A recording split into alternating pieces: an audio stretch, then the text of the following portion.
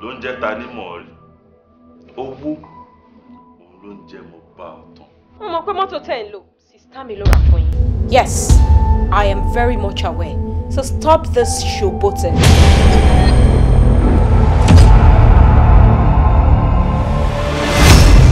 You're making me nervous. No, you are making me nervous. And you guys are chill.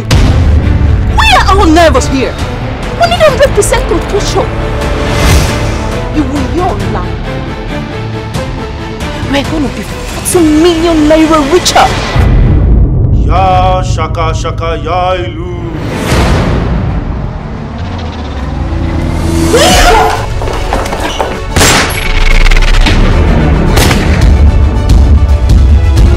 Àsìkò gbogbo ló dájú láti ṣe gbogbo nǹkan tó dá sí.